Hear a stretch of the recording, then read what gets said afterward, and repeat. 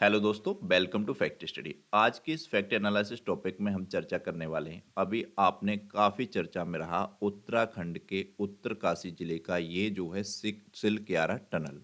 इसमें 41 मजदूर फंस गए थे। 17 दिनों तक ये इसी टनल में फंसे रहे और 17वें दिन इनको सुरक्षित बाहर निकाल लिया गया है। जब इनको सुरक्षित बाहर निकाल लिया गया है तो पक्ष के विपक्ष के सभी लोग ट्विटर पर यानी कि एक्स पर ट्वीट करके इनको शुभकामनाएं दे रहे हैं। सबसे पहले शुभकामनाएं दी प्रधानमंत्री मोदी जी ने। इन्होंने उत्तराखंड के जो सीएम हैं धामी जी, पुष्कर सिंह धामी, इनको फोन करा और कहा कि बहुत बहुत बधाई इस कार्य को पूर्ण करवाने के लिए, इसके लिए।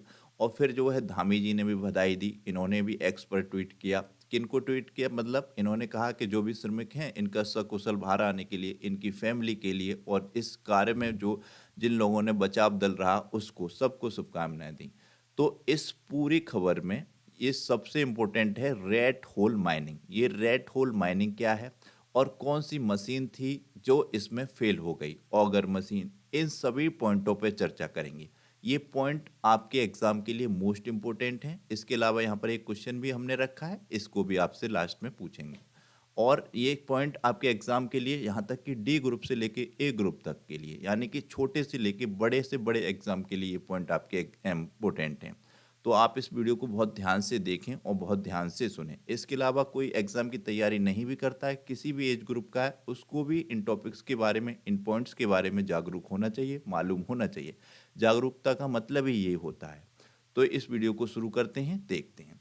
तो सबसे पहले तो ये इमेज में आपको देख रहे होंगे, ये सभी मजदूर भाई बाहर आ गए हैं और इनके साथ ये बचाव दल में जो शामिल थे सभी महान लोग जिन्होंने इनको बाहर लाने के लिए कार्य किया, 17 दिनों तक जुटे रहे, वो सभी लोग हैं ये तिरंगा, अपने प्यारे भारत देश तिरंगा के साथ। तो ये कितनी खूबसूरत इमेज है, कितनी खुशी है इन सभी के चेहरों पर, आप देख सकते हैं। और ये ज़िंदगी सबकी बच चुकी है, ये सबसे अच्छी बात है, क्योंकि भारत देश के अपने सभी लोग, मतलब 140 करोड़ की समथिंग जनसंख्या हो चुकी है, तो सभी लोग दुआ कर रहे थे इन 41 मजदूरों के लिए कि इनकी जान बच जाए, ये अपने परिवार के पास वापस चले जाएं। इस इमेज में देख सकते हैं ये पहले मजदूर भाई हैं, इनका नाम था गब्बर सिंह। ये बाहर आए तो ये देखिए पुष्कर सिंह धामी इनको शॉल पहना रहे हैं, माला पहना रहे हैं, इनका स्वागत कर रहे हैं। इस तरीके से इन्होंने ये बाहर आने पर कार्यक्रम भी किया है। अब कुछ लोग इसको सही ठहराएंगे, कुछ लोग गलत ठहराएंगे, वो सब तो राजनीतिक चर्चा चलती ही रहेगी न्यूज़ चैनल्स पे। परंतु जो आपके काम की खबर है उसको आप इस वीडियो में देखिएगा। अब ये गब्बर सिंह के लिए इसलिए इम्पोर्टेंट है क्योंकि इन्होंने जब ये अंदर थे तो लोगों को, बाहर वालों को हिम्मत बनाते रहे, कहते रहे हम ठीक हैं, सुकसल हैं। इस तरीके की बात कोई अंदर से कह देता है तो बचाव दल और तेज़ी से कार्य करता है और उसको हिम्मत आ जाती है। ये इम्पोर्टेंट है, ये एक तरीके से मोटिवेशन है। तो ये आप देखिए सिलक्यारा टनल क्या है ये बताता हूँ। सबसे पहले तो ये उत्तरकाशी जिले में बन रहा है एक प्रोजेक्ट, चार धाम परियोजना के अंतर्गत आने वाला ये प्रोजेक्ट है। 1,000 करोड़ रुपए से भी ज़्यादा का इसका बजट है।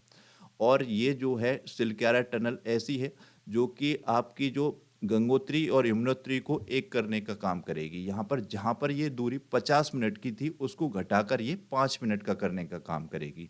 जो दूरी मतलब कि 25 मिनट में तय होती थी, करीब 25 किलोमीटर का एरिया था, जिसे घटाकर ये 4.5 किलोमीटर का करने का कार्य चल रहा था। इस तरीके का था ये सिस्टम।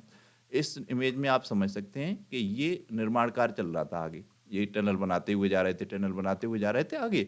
तभी पीछे से इनके ये मलबा धंस गया। ये मलबा धंस गया तो ये बीच में सारे के सारे मजदूर भाई फंस गए। इस तरीके से ये फंसे हुए थे, इस इमेज में आप समझ सकते हैं। फिर बाद में इस मलबा को हटाने हटाने में बताइए 17 दिन का समय लग गया। कितना कठिन रहा होगा और कितनी मशीनें इसमें फेल हो गई। फिर उसके बाद आखिर में हमारे लोग, यानी कि मनुष्य ही काम आया, उसने ही अपने हाथों से, छेनी हथौड़ों से इन सब मलबे को लास्ट में हटाया है। और हालांकि टेक्नोलॉजी भी उतनी ही महत्वपूर्ण है और लोगों का भी होना महत्वपूर्ण है। टेक्नोलॉजी, लोग सब इम्पोर्टेंट है। इस पूरी खबर से यानी कि इस घटना से समझ में आ जाता है। तो ये तो ट्वीट रहा। 41 शुक्लों से बाहर निकालने के लिए मुख्यमंत्री पुष्कर सिंह धामी को फ़ोन पर जो है प्रधानमंत्री जी ने बधाई दी। ये तो इसमें समझ सकते हैं। उसके बाद जो है ये चिनियाली सीट है, एक जगह है उत्तराखंड में, वहाँ पर अस्पताल है, वहाँ पर सभी को ले जाया गया है मजदूरों को। वहाँ पर उनके जो है स्वास्थ्य परीक्षण होंगे, उसके बाद उनको अपने घर पे वापस भेज दिया जाएगा। पश्चिम बंगाल के भी कुछ यहाँ पर मजदूर भाई हैं और तो ममता बनर्जी जी ने पश्चिम बंगाल से भी एक टीम भेजी है अपने यहाँ के मजदूरों को वापस घर पे लाने के लिए, ये भी ध्यान रखना है। ये पुष्कर सिंह धामी जी ने कहा है कि इस अभियान में जुटे समस्त बचाव दल को अपनी शुभकामनाएं दी। उन्होंने कहा, श्रमिकों और उनके परिजनों की चेहरों की खुशी ही मेरे लिए इनाम है, दिवाली गिफ्ट है। मुख्यमंत्री जी ने कहा कि बचाव दल की तत्परता, टेक्नोलॉजी के सहयोग, सुरंग के अंदर फंसे श्रमिक बंधुओं की जीवटता, प्रधानमंत्री नरेंद्र मोदी जी पल पल इस निगरानी रख रहे थे इस पूरी घटना पर, और ये देवता जी की कृपा, बौकनाक देवता यहाँ पर माने जाते हैं। तो इनका नाम भी आप ध्यान रखें कि उत्तराखंड में जो टनल है वहाँ पर किस देवता की विशेष रूप से पूजा की गई। यहाँ पर इनका मंदिर स्थापित किया गया इस पूरी घटनाक्रम के दौरान कि ये सभी मजदूर लोग वापस निकल जाएं। बौखनाक देवता वेरी इंपॉर्टेंट है, ये सीटेट के एग्जाम में भी इस तरीके के क्वेश्चन बनते हैं, तो आप ध्यान रखें। इनकी कृपा से ये अभियान सफल रहा और ये सभी लोग जो है चिकित्सा सुविधा देने के लिए आदेश दे दिए और सुकुशल घर पर जाएंगे। अब इसमें सबसे ज़्यादा इम्पोर्टेंट, जैसा कि मैंने बताया, रेड होल माइनिंग है। तो ये रेड होल माइनिंग क्या है, इसको समझते हैं। हालांकि इस रेड होल माइनिंग को अपने देश में बैन कर दिया गया है 9 साल पहले ही। तो ये बैन किसने करवाया था उसको भी जानेंगे। तो ये रेड होल माइनिंग, जैसा कि नाम से ही स्पष्ट होता है कि चूहों की तरह कोई तकनीक है, चूहे जिस तरीके से खुदाई करते हैं उस तरीके से खुदाई करने की एक तकनीक है जिसको नाम दिया गया है रेड होल माइनिंग।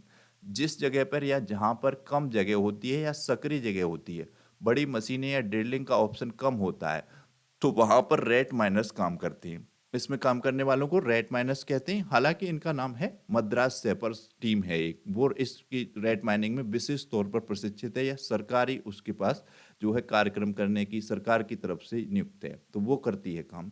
और प्राइवेट तौर पर भी कुछ लोग करते थे, तो उनको विशेष तौर पर बैन कर दिया गया है क्योंकि उनके पास इतना प्रशिक्षण नहीं था, उनके पास किट वगैरह नहीं होता हुआ करती थी, तो उनकी जान चली जाया करती थी। तो जैसा कि रेड माइनर्स काम करते हैं, जिसमें रेड माइनर्स की टीम हाथों से खुदाई करती है, पूरी छेनी, हथौड़ा, इन सब उपकरणों के माध्यम से हाथों से पूरा कार्य करती है। ये लोग कम जगह में धीरे धीरे हाथों से खुदाई करते हैं, यही वजह है इसे रेड माइनिंग कहते हैं। तो इस पीपीटी से हमको समझ में आ रहा है कि रेड माइनिंग आखिरकार है क्या। 9 साल पहले इसको बैन इसलिए किया गया था क्योंकि एक्सपर्ट और हाईटेक मशीनें मलबे की हटाने लगी थी, ड्रिलिंग की कोशिश करती रहीं, इसके ऑप्शन नाकाम हो गए थे इस अभियान में। इसके बाद सोमवार को राहत बचावकार ने रेड माइनस को दिया, जिसे 9 साल पहले प्रतिबंधित कर दिया गया था। एनजीटी ने प्रतिबंध करवाया था, ये भी आप ध्यान रखें, नेशनल ग्रीन ट्रिब्यूनल, इसके द्वारा इस पर प्रतिबंध लगवाया गया था 9 साल पहले। क्यों लगवाया गया था, इन्होंने तो पॉजिटिव वे में ही लगवाया था, क्योंकि ये जब प्राइवेट तौर पर कई जगह पर ये चलने लगी थी, ये तो मद्रास सेपर्स के द्वारा कानूनी तौर पर और सरकार की निगरानी में चलती है, परंतु प्राइवेट तौर पर कई राज्यों में और सबसे ज़्यादा महाराष्ट्र में ये चलती थी। तो महाराष्ट्र में कई लोगों की इस मतलब रेट माइनिंग के द्वारा न जान चली गई थी। क्यों चली गई थी, क्योंकि सक्रिय जगह पे जब वो कार्य करते थे कई लोग, और एकदम से अंदर चले जाते थे, नीचे गड्ढा खोदते जाते थे एक व्यक्ति और बहुत नीचे पहुंच जाता था, तो मलबा ऊपर से धंस जाता, तो बहुत सी जान चली गई। इस तरीके से बारिश हो जाती थी तो उनका निकलना मुश्किल हो जाता था। इस तरीके की कई घटनाएं आ रही थी, तब इस रेट होल माइनिंग तकनीक को बैन लगवाया गया था नेशनल ग्रीन ट्रिब्यूनल के द्वारा। तो ये आप ध्यान रखें, मोस्ट इंपोर्टेंट है। तो इसकी कहानी क्या है, मद्रास सेपर्स इसमें काम करते हैं विशेष तौर पर, तो ये समझते हैं। इसमें मुश्किल मिशन का जवाब है मद्रास सेपर्स। मद्रास सेपर्स का नाम चर्चा में कम ही आता है, आप लोगों ने भी नहीं सुना होगा, इस घटना के दौरान ही सुना होगा, मैंने भी नहीं सुना था। मैंने भी जब ये घटना देखी तब इस पर चर्चा की और इस पर रिसर्च की। ऐसे में लोग इसमें काम कम ही करते हैं। सरल भाषा में समझे तो सेना की इंजीनियर कोर को या कहें या टॉप क्लास इंजीनियर्स कहें, इस मद्रास सेपर्स टीम में सेना के इंजीनियर लोग कार्य करते हैं, टॉप क्लास वाले। यह कोर ऑफ इंजीनियर या एक इंजीनियर ग्रुप है जहां इंजीनियरों की ज़रूरत हो, जिस प्रकार के मुश्किल मिशन हो तो उन्हें आवाज़ दी जाती है। जैसे कि उत्तरकाशी के टनल में मैनुअल ड्रिलिंग की बात हुई तो इन्हें बुलाया गया। ये हालांकि भारतीय सेना के अंतर्गत ही कार्य करते हैं, और यह कोर अंग्रेजों के ज़माने से, ये कोई आजकल की नहीं है, ये अंग्रेजों के ज़माने में स्थापित की गई थी। उस टाइम तो इतनी ज़्यादा रोड वोड ये विकसित नहीं था, टेक्नोलॉजी नहीं थी, तो विशेष ज़रूरत थी इस तरीके की टीम की किसी भी चीज़ को बनाने के लिए। तो अंग्रेजों ने इन्हें ऐसे सपोर्ट ग्रुप के तौर पर बनाया था, जिसे हाथों में हथियार लेने की ज़रूरत नहीं थी, और लेकिन और अन्य कार्यों को करने के लिए इसको रखा गया था। हालांकि समय के साथ मद्रास सेपर्स ने कई लड़ाइयों में भी अहम भूमिका निभाई है। भारतीय सेना की शुरुआती इंजीनियर ग्रुप रहा है। भारत की आज़ादी के फौरन बाद 1947 में मद्रास सेपर्स को जम्मू कश्मीर में तैनाती दी गई थी, जम्मू में। अगर पूछ लिया जाए मद्रास सेपर्स को पहले तैनात कहाँ किया गया था, तो जम्मू में किया गया था। इसमें ज़्यादातर दक्षिण भारत के लोग शामिल रहते हैं, और ये किसी भी तरीके के मौसम में कार्य करने के लिए तैयार रहते हैं। इनकी बहादुरी समझ सकते हैं, विषम परिस्थितियों के बाद भी इन्होंने सेना में आगे बढ़ने के लिए रोड ब्लॉक को क्लियर कर दिया। जैसे कभी-कभी होता है सेना कहीं पर अपने मिशन पर जाती है तो रोड ब्लॉक हो जाए, तो ये मद्रास सेपर्स या फिर रेड माइनिंग वाली टीम ही रोड को क्लियर करती है। हैद सबसे इम्पोर्टेंट पॉइंट ये है, हैदराबाद को जब भारत में शामिल किया गया था ऑपरेशन पोलो के दौरान, कई बार यही क्वेश्चन पूछा जाता है, ऑपरेशन पोलो कहाँ पर चलाया गया था, किसको शामिल करने के लिए चलाया गया था? तो ये हैदराबाद को शामिल करने के लिए चलाया गया था, सरदार वल्लभ भाई पटेल जी ने चलवाया था। तो उस टाइम भी इसी टीम की इसमें बहुत अहम भूमिका थी मद्रास सेपर्स की। तो ये आप समझ सकते हैं कितना इम्पोर्टेंट है। इनको पहली बार तैनात किया गया था जम्मू में, और हैदराबाद विलय जब किया गया था ऑपरेशन पोलो के दौरान, तो उसमें भी इनको शामिल रखा गया था टीम में, इनकी अहम भूमिका थी। सेपर्स का मतलब क्या होता है, किसी एग्जाम में पूछ लें तो तमिल में मद्रास सेपर्स के सदस्यों को थम्बीस कहते हैं। तो पूछ लिया जाएगा तमिल भाषा में सेपर्स का मतलब क्या है, तो ये थम्बीस है, जिसका हिंदी अर्थ होता है छोटा भाई। ये सब पॉइंट वेरी वेरी इंपॉर्टेंट है, आप प्लीज ध्यान रखिएगा। इनकी बहादुरी में मद्रास आर्मी के तत्कालीन कमांडर इन चीफ, यानी कि उस टाइम के तत्कालीन का मतलब है उस वक्त के कमांडर इन चीफ थे फ्रेडरिक रॉबर्ट्स। जैसा कि पहले मैंने बताया ये अंग्रेजों के ज़माने में स्थापित की गई थी। तो उन्होंने 1883 में एक वाक्य कहा था कि हम निश्चित हो सकते हैं जब भी भारतीय सेना के को तैनात करने के लिए बुलाया जाएगा तो महारानी के सेपर्स उस टाइम बोला जाता था इनको, क्योंकि शासनकाल था उनका, तो महारानी के सेपर्स या माइनस उस सेना का हिस्सा जरूर होंगे। जब भी मद्रास सेपर्स को तैनात किया गया उन्होंने महारानी का गौरव बढ़ाया। उस टाइम तो सारा बखान जो राजा महाराजा होते थे उनके अंतर्गत आता था, उनकी सेना बताई जाती थी, तो उनका गौरव बढ़ाएंगे। असाधारण सेवा और वीरता के लिए जब ब्रिटिश सेना ने पुरस्कार देना शुरू किया तो पहला अवार्ड मद्रास सेपर्स के हवलदार चोक लिंगम को दिया गया। अब आप इसी से अंदाजा लगा सकते हैं, ब्रिटिश सेना ने जब पुरस्कार देना शुरू किया वीरता के लिए तो पहला पुरस्कार मद्रास सेपर्स के हवलदार चोकलिंगम को दिया गया। अब ये चोकलिंगम नाम भी आप ध्यान रखें, मद्रास सेपर्स के जवान हैं जिनको ये वीरता पुरस्कार पहला मिला था अंग्रेजों के टाइम में। 1834 के कर्नाटक युद्ध में भी इनकी बहादुरी के लिए इनको ये दिया गया था। इंपॉर्टेंट है, 1834 के कर्नाटक युद्ध में भी इनकी अहम भूमिका थी। मद्रास सेपर्स करते क्या है, मद्रास सेपर्स भारतीय सेना के इंजीनियर रेजिमेंट हैं। ये कोर ऑफ इंजीनियर से ताल्लुक रखते हैं। किसी भी इंजीनियरिंग यूनिट की मुख्य जिम्मेदारी पैदल सेना की यूनिट के लिए पुल, हेलीपैड, नदी, अस्थाई पुल तैयार करना और ब्लॉक रोड को सही करना और इस तरीके के काम मद्रास सेपर्स के हैं। आप ये समझ सकते हैं, पुलों का निर्माण, मरम्मत, माइंस बिछाने का कार्य भी इन्हीं के पास है, हटाने का, किसी रोड को ब्लॉक करने का, माइंस बिछाने हटाने दोनों तरीके का। ये कितने महत्वपूर्ण और कितने खतरनाक कार्य हैं आप समझ नहीं सकते। इन सभी कार्यों को ये मद्रास सेपर्स के द्वारा किया जाता है। किसी भी एग्जाम में इन सभी पॉइंटों से किसी भी तरीके से क्वेश्चन पूछ सकता है, तो ये आप समझ सकते हैं। अब इसका मुख्यालय कहाँ है मद्रास सेपर्स का, तो ये बेंगलुरु में है। इंपॉर्टेंट है, पूछा जाएगा 100% आगे आने वाले किसी न किसी एग्जाम में। पर्टिकुलर किसी एग्जाम का नाम तो नहीं बता सकते, परंतु ये पूछा जाएगा। तो मद्रास सेपर्स का मुख्यालय बेंगलुरु में है। ब्रिटिश राज में मद्रास प्रेसिडेंसी आर्मी के समय से है। इस कोर की इंजीनियर्स के दो समूह बंगाल सेपर्स और बॉम्बे सेपर्स से भी पहले रखा गया था। बंगाल सेपर्स और बॉम्बे सेपर ये और दो समूह हैं इंजीनियर्स कोर्स कमेटी के।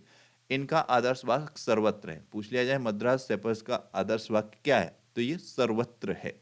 30 सितंबर 1780 से ये सेवा में है। देखा जाए तो ये इनकी स्थापना 30 सितंबर 1780 को मानी जाएगी। सेना के एक अधिकारी ने एक इंटरव्यू में बताया था, दक्षिण भारत के 5 राज्यों से नौजवानों को इसमें भर्ती किया जाता है और जबरदस्त ट्रेनिंग के बाद स्किल्ड सोल्जर यानी कि सेपर्स बनते हैं। इन पर ये एक डाक टिकट भी जारी हो चुका है, इसको आप यहाँ पर देख सकते हैं, वेरी वेरी इंपॉर्टेंट है। तो इसमें हमने समझा ये किस तरीके से मद्रास सेपर्स थे, किस तरीके से ये रेत माइनिंग जो टीम है इसके अंतर्गत ये आते हैं और किस तरीके की ये रेत माइनिंग तकनीकी है, किस तरीके से ये काम करती है, किस तरीके से इन्होंने यहाँ पर हमारे 41 मजदूर भाइयों को बचाया। तो ये थी। अब ये यहाँ पर एक ऑगर मशीन का चर्चा आई इसी दौरान, जब ये मिशन चल रहा था मजदूर फंसे हुए थे, तो मद्रास सेपर्स तो बाद में लाए गए, माइनिंग रेत माइनिंग तकनीक को तो बाद में अपनाया गया, उससे पहले ये ऑगर मशीन आई। इस तरीके से ये कुछ दिखती है इमेज में, परंतु बाद में ऑगर मशीन ने कुछ मलबे को तो हटाया, कुछ तो इसने काम किया, परंतु बाद में ये टूट गई। फिर इसी को हटाने के लिए लेजर तकनीक का प्रयोग किया गया, उससे इसको बाहर निकाला गया, काफ़ी टाइम इसी में लग गया। तो ऑगर मशीन को हिंदी में बर्मा मशीन या ड्रिलिंग मशीन कहा जाता है। आपने ड्रिलिंग मशीन तो सभी ने देखी होगी, फर्नीचर का काम कहीं पर होता है या आप सभी की निगरानी में कहीं ना कहीं हुआ होगा। तो ये ड्रिलिंग मशीन उसी तरीके की होती है, परंतु उसका ये बहुत बड़ा रूप है, विकसित रूप है। इस तरीके से समझ सकते हैं। हिंदी भाषा में इसे बर्मा मशीन कहेंगे और ऑगर मशीन को हिंदी शब्द के रूप में प्रयोग करेंगे तो इसे बर्मा मशीन कहेंगे।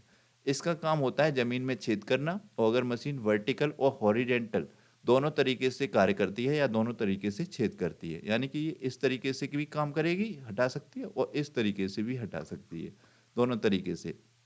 एक पाइप के ऊपर गोल गोल प्लेट्स लगाते हैं और आगे की तरफ यानी कि मुंह पर कटिंग एज होता है जो कि मिट्टी या चट्टान को काटने का काम करता है। जब मशीन के मुंह पर लगा कटिंग एज चट्टान को काटने का काम करता है तो गोल गोल दिखने वाले प्लेट्स मलबे को बाहर खींचने का काम करते हैं, जैसा कि इस इमेज में आप देख सकते हैं।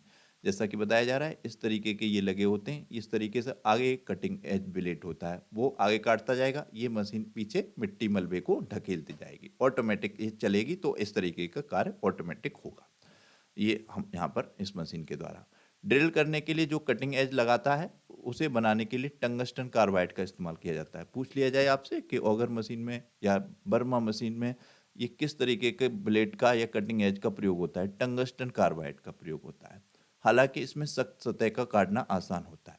ऑगर मशीन जीपीएस और इलेक्ट्रिक ट्रैकिंग सिस्टम भी लगाया गया है। अब विकसित हो चुकी है तो इसमें जीपीएस इलेक्ट्रॉनिक ट्रैकिंग सिस्टम भी आ गया है ताकि ऑपरेटिंग सटीक कोण पर किसी तरीके के छेद कर पाए। मुख्यतः ये मशीन 5 तरीके की होती है। इसमें आइस ऑगर, अर्थ ऑगर, ये जो इसमें इस जो मिशन में प्रयोग की गई 41 मजदूर भाइयों को निकालने के लिए उसमें अर्थ ऑगर वाली जो ऑगर मशीन थी उसका प्रयोग किया गया। ये भी पूछा जा सकता है किसी भी एग्जाम में, कौन सी था ऑगर मशीन, तो अर्थ ऑगर मशीन था। और ये 5 तरीके के होते हैं, grain ogre, hand ogre, garden ogre. Ice ogre ज़्यादातर फैक्ट्रीज में काम करता है। ग्रेन ओगर जो आपके धान वान कृषि क्षेत्रों में काम आता है। हैंड ओगर छोटे स्तर पर ये काम आता है। ये आप देख सकते हैं इन इमेज में, इस तरीके की ये ऑगर मशीन होती है। इसी का उपयोग यहाँ पर किया गया था, बाद में ये टूट गई थी, फिर के बाद मद्रास सेपर्स आए और रेट माइनिंग तकनीक का प्रयोग किया। तो ये थी आज की वीडियो। इसमें आपने देखा होगा किस तरीके से क्या क्या ये घटनाक्रम रहा, किस तरीके से मजदूर भाई हमारे बाहर आ गए, क्या ये मतलब चल रही थी, और किस तरीके से कौन सी मशीन फेल हुई और कौन सी तकनीक बाद में इस्तेमाल करके इनको बाहर लाया गया। तो ये इंपॉर्टेंट वीडियो, तो उम्मीद है आपने इस वीडियो को पूरा देखा होगा। प्लीज़ वीडियो को पूरा देखा कीजिए और उसे लाइक और शेयर जरूर कीजिए। लास्ट में ये क्वेश्चन है, भारत की सबसे लंबी सुरंग का नाम क्या है? इनमें से 4 ऑप्शन में से आपको राइट आंसर बताना है। चैनल को सब्सक्राइब नहीं किया, सब्सक्राइब कर लीजिएगा, बेल आइकन को प्रेस कर लीजिएगा। Thank you so much.